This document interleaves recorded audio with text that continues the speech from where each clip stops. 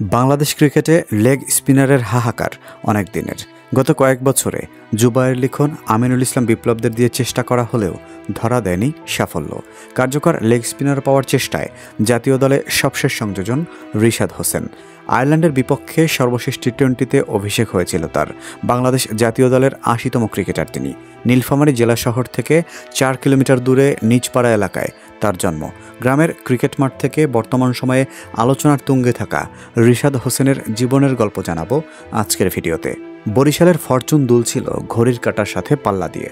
সেই দুলুনির সাথে পাল্লা দিতে পারছিল না বাঘা বাঘা ক্রিকেটাররা। তখনই রিশাদ হোসেন আসলেন, এক নিমেষে হাসি এনে দিলেন ফরচুন বরিশালকে।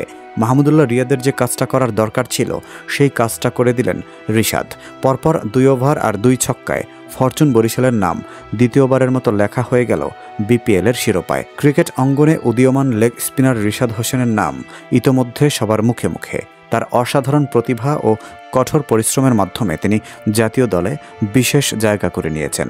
নীলফামারী জেলার গর্ব এই তরুণ ক্রিকেটারের জীবনী অনুপ্রেরণাদায়ক। ২০০২ সালের ১৫ জুলাই নীলফামারী সদর উপজেলার টুপামারী ইউনিয়নের নিজপাড়া গ্রামে জন্মগ্রহণ করেন রিশাদ হোসেন। তার বাবা নূর আলম এবং মা তার ছেলের ক্রিকেটার হওয়ার স্বপ্নে সবসময় পাশে ছিলেন।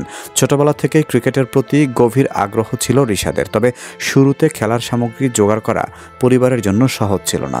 তার বাবা কাঠ দিয়ে ব্যাট বানিয়ে দিতেন, যা দিয়ে তিনি অনুশীলন করতেন। পরবর্তীতে ৫০০ টাকা দিয়ে প্রথম একটি ব্যাট কিনে দেন তার বাবা।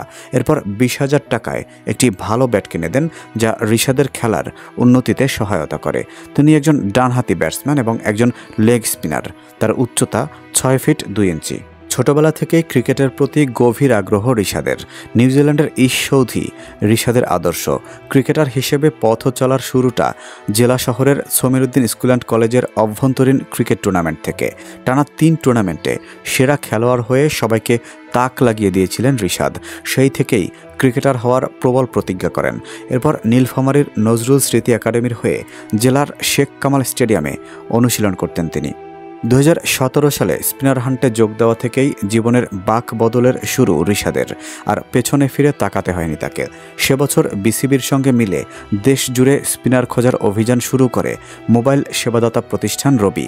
একাডেমির কোচদের পরামর্শে রিশাদ নাম লেখান প্রতিযোগিতায়। জেলা পর্যায়ে নির্বাচিত হয়ে বিভাগীয় পর্যায়েও জিতে আসেন জাতীয় পর্যায়ে। সেখানেও নজর কাড়েন বিচারকদের। শেষ পর্যন্ত স্পিনার হান্টের বিজয়ী না হলেও ছিলেন সেরা ১০-এ। নিখুঁত নিশানা ও ধারাবাহিকতার জন্য পেয়েছিলেন সেরা অ্যাকুরেসি স্পিনারের পুরস্কার। স্পিনার হান্টের বিজয়ীদের নিয়ে ২টি ক্যাম্প করেছিল বিসিবি। সেখানে নিজেকে আলাদা করে তুলে ধরেন রিশাদ। ২০১৮ সালের মার্চে জায়গা পান বাংলাদেশ অনূর্ধ্ব ১৭ দলে। এর আগে জেলা ও বিভাগীয় পর্যায়ে টুকটাক বয়সভিত্তিক দলে খেললেও জাতীয় পর্যায়ে সেটিই ছিল প্রথম। ভারত সফরে খেলেন আফগানদের বিপক্ষ সিরিজে। স্পিন ক্যাম্প থেকেই নির্বাচকদের চোখ ছিল তার ওপর। স্বীকৃত ক্রিকেটে একদম আনকোড়া স্পিনারকেই তারা জায়গা করে দেন হাই পারফরমেন্সের স্কিন স্কোয়াডে। সেটি যদি বিস্ময়কর হয়, তবে এর পরের ধাপ ছিল মহাবিস্ময়, সরাসরি এ দল। রিশাদের ক্রিকেট জীবনের পথ চলায় ভরসার নাম ছিল বাবা নূর আলম।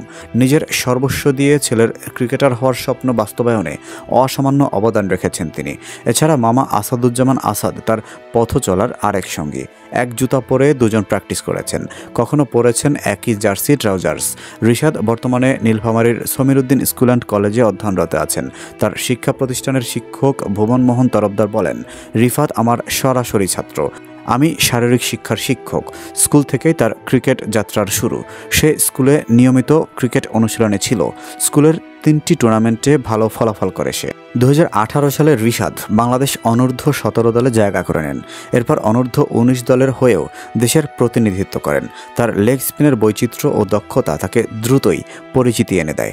বাংলাদেশ প্রিমিয়ার লিগ তথা বিপিএলের জাতীয় দলের খেলোয়াড় সহ বিশ্বের বড় বড় তারকাদের সঙ্গে খেলার সুযোগ পান, যা তার অভিজ্ঞতাকে আরও সমৃদ্ধ করে। ২০২২ সালে সংযুক্ত আরব আমিরাতের বিপক্ষে ২ ম্যাচের টি-20 সিরিজের জন্য বাংলাদেশ জাতীয় দলের ১৭ সদস্যের স্কোয়াডে জায়গা পান রিশাদ। এর আগে তিনি এশিয়া কাপে নেট বোলার হিসেবে দলের সঙ্গে ছিলেন। তার স্পিনে নেটে অনুশীলন করে টাইগাররা উপকৃত হন। জাতীয় দলে তার অন্তর্ভুক্তির খবরে নীলফামারী জুড়ে আনন্দের বন্যা বয়ে যায়। প্রথমবারের মতো টি-20 বিশ্বকাপে অংশ নিয়ে রিশাদ দুর্দান্ত পারফরম্যান্স করেন। মেগা টুর্নামেন্টে তিনি 7 ম্যাচে 25 ওভার বোলিং করে 7.76 ইকোনমি রেটে 14 উইকেট শিকার করেন, যা কোনো বাংলাদেশি বোলার হিসেবে বিশ্বকাপের এক আসরে সর্বোচ্চ উইকেটের কীর্তি। 2024 সালের 11 জুলাই রিশাদ হোসেন বিয়ে করেন সিদরাতুল মুনতাহাকে, যার বাড়ি নীলফামারী সদর উপজেলার ইটাখোলা ইউনিয়নে। ব্যক্তিগত জীবনে ইসলামী বিধান পালন করায় তিনি স্ত্রীর ছবি বা তথ্য প্রকাশ করেননি। ফেসবুকে গট মেরিট উল্লেখ করে তিনি লিখেছেন, বেশ রোমাঞ্চের সঙ্গে আনন্দের সংবাদ জানাচ্ছি যে আমি যুগলবন্দি জীবন শুরু করেছি। আমাদের ভবিষ্যৎ হোক ভালোবাসা, আনন্দ ও সীমাহীন আশীর্বাদে ভরপুর। রিশাদ হোসেনের ক্রিকেট যাত্রা প্রমাণ করে যে প্রতিভা ও কঠোর পরিশ্রমের মাধ্যমে যে কেউ সাফল্যের শিখরে পৌঁছাতে পারে। তার এই পথ চলা বাংলাদেশের তরুণ ক্রিকেটারদের জন্য অনুপ্রেরণার উৎস। ভবিষ্যতে তিনি দেশের ক্রিকেটে আরও বড় অবদান রাখবেন, এটাই সবার প্রত্যাশা। ভিডিওটি ভালো লাগলে লাইক, কমেন্ট ও শেয়ার করতে ভুলবেন না। আপনি যদি এই চ্যানেলে নতুন হয়ে থাকেন তবে চ্যানেলটি সাবস্ক্রাইব করে বেল আইকনটিতে ক্লিক করুন।